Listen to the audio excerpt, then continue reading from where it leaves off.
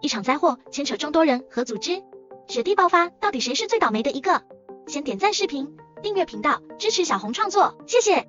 之前的内容中我们提到过，雪地能量暴走事件其实是多个因素混合造成的，而在这场算是灾祸的事件中，对不少人都产生了影响。那么你觉得对谁影响最大呢？是伊莱克斯吗？毕竟他献出了自己唯一的一丝灵魂，神魂俱灭。如果按照原著来说，伊莱克斯也许真的是最倒霉的那个。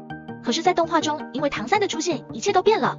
雪地爆发主要影响了以下这些人，而伊莱克斯可能还是最幸运的。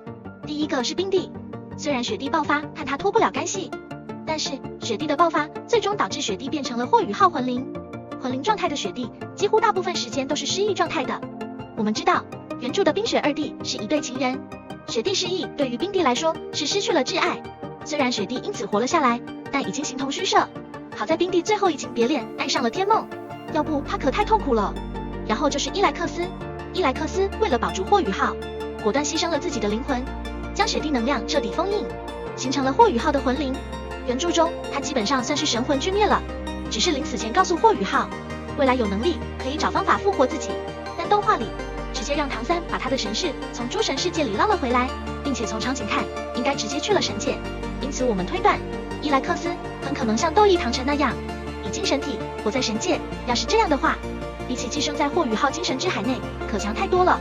伊莱克斯可以说是因祸得福了，昊天宗也是受害者。虽然唐三说感谢伊莱克斯保住了昊天宗，但是这波昊天宗却损失惨重，除了损失了重宝寒冰玉髓床，同时还差点把宗门上下包括弟子在内团灭。霍雨浩要真的炸了，估计大明二明要去神界给唐三当兵谢罪了吧。另外雪地爆发和大明二明看护不利有直接关系，要是唐武童因此再出点事，估计唐三要暴走了。雪地是这个事件的核心，表面看他因为伊老的牺牲而保住了性命，但实际上作为凶手，他失去了自己最宝贵的东西——自由。有人说了，原来雪地寄生在霍雨浩精神之海，不就没有自由吗？其实不然，以前的雪地最起码有自己的意识，可以自由控制自己的行动，但是成为魂灵之后，雪地不仅失忆了，而且还被伊莱克斯定下了主宗契约。动画显示，雪地从此往后认霍雨浩为主，只能听命行事，再无自由可言。而魂灵的出现，其实也并没有缓和太多魂兽和人类之间的矛盾，反而更加激发了人类对更珍贵的魂灵的抢夺。最后雪地爆发直接影响了霍雨浩本人，霍雨浩因此失去了伊莱克斯，一个神级的老师。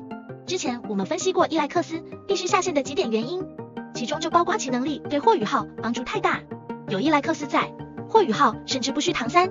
这种战力其实是对绝对权威唐三的挑战。雪地的爆发看似给霍雨浩送了汉魂灵，但实际上雪地魂灵远不如伊莱克斯强大好用，霍雨浩是赔本赚吆喝而已。雪地这场灾难要说因祸得福，估计只有伊莱克斯一个人而已。对于其他事件的参与者来说，基本上都是受到重创，心灵和身体都有不同程度的影响。那么各位觉得的，如果雪地真的爆了，唐三会下凡相救吗？好了，本期内容就先到这里。分离是为了更好的相遇，我是小红，来日方长，我们下期视频再见。